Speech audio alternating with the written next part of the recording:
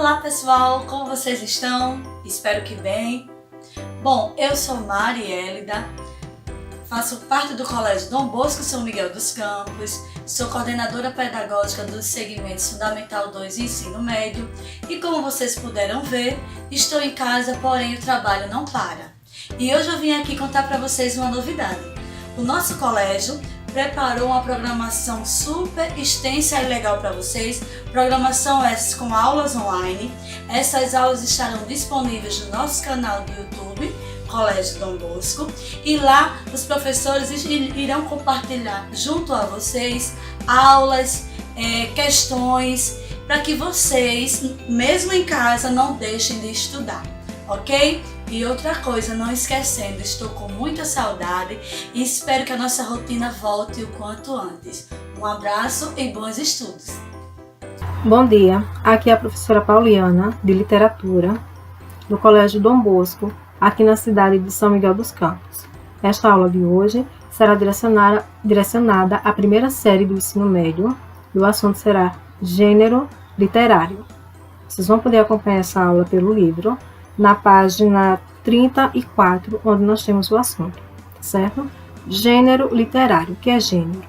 Gênero vem de vários, não é isso? Vários tipos de literatura. Como na língua portuguesa existem os gêneros, né?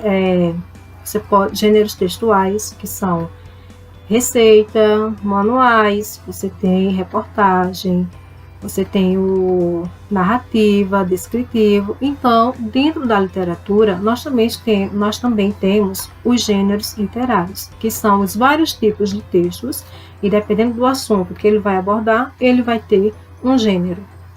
Hoje nós vamos direcionar nossa aula para o gênero épico. O que seria gênero épico? Gênero épico são todos os textos relacionados à guerra, certo?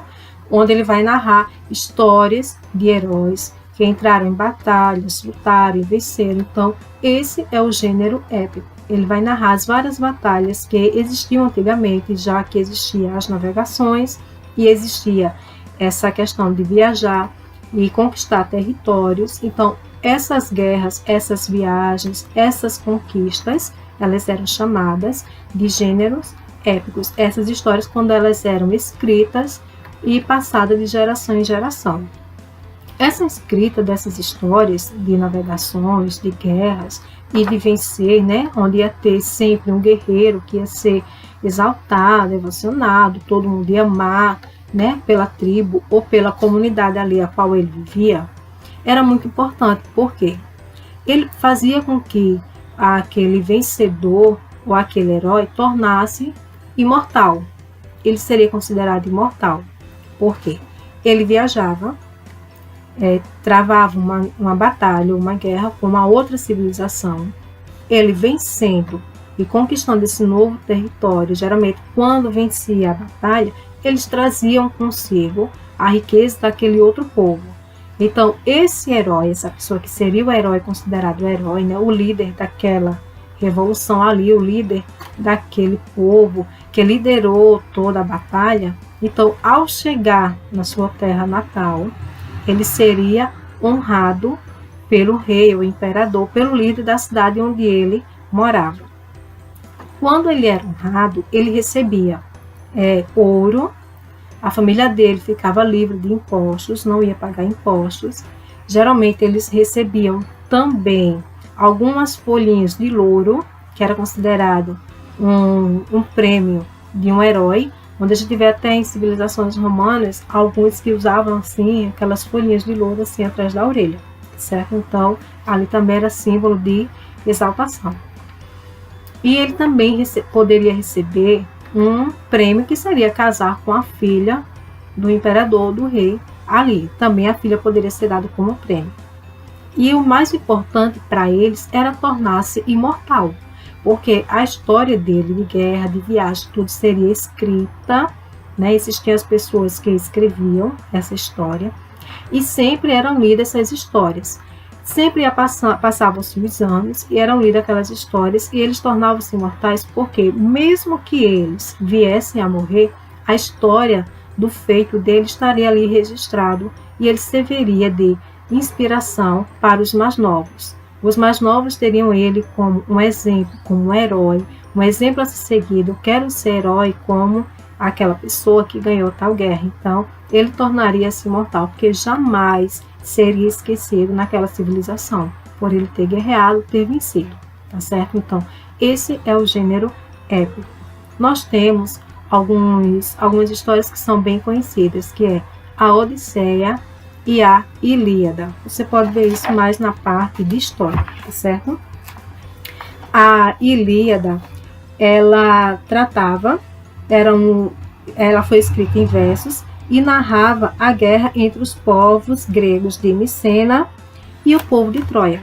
Então, era uma história de guerra entre dois povos. Isso, a Ilíada.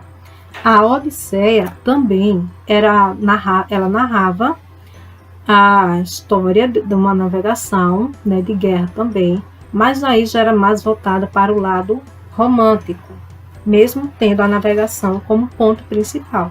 Mas daí a Odisseia diz o seguinte: conta a história de Ulisses, ou Odisseu, um dos heróis da guerra de Troia, tentando voltar para casa onde sua esposa Penélope o esperava.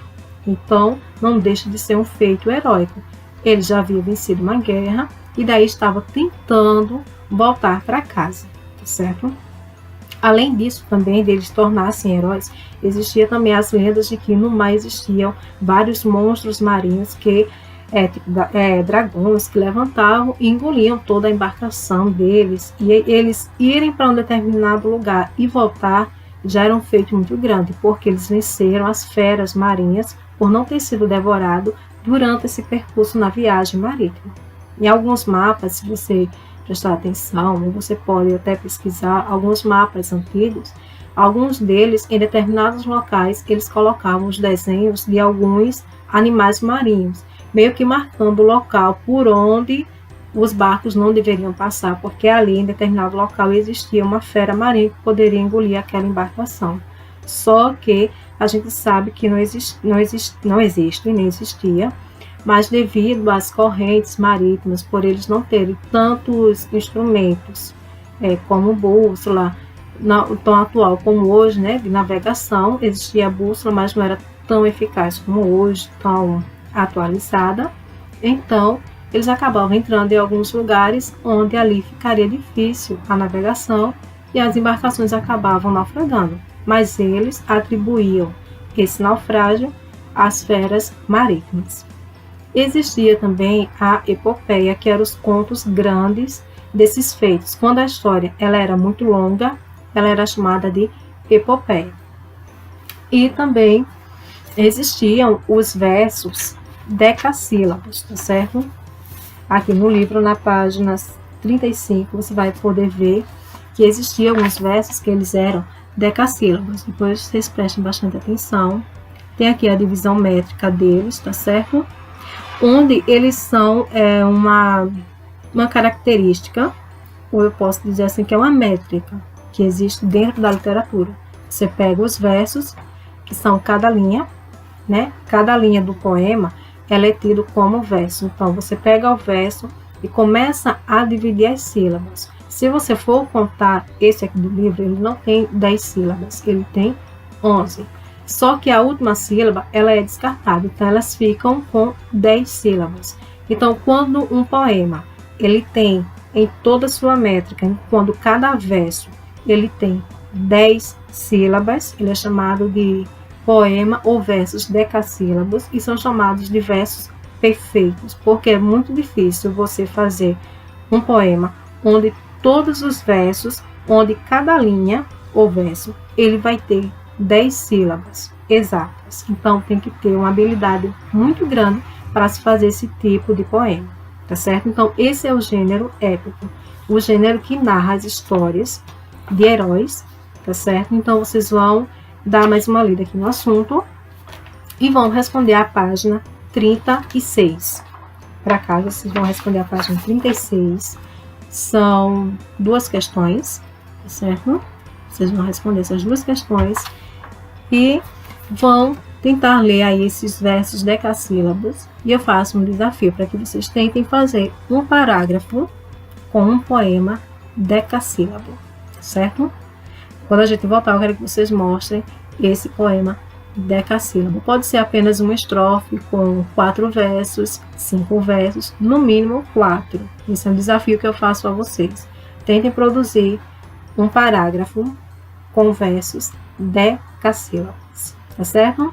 Aqui dou por encerrada a aula, tá certo? Espero que vocês aproveitem esse período em casa, estudem bastante, tenham muito foco, muita leitura e até volta às aulas.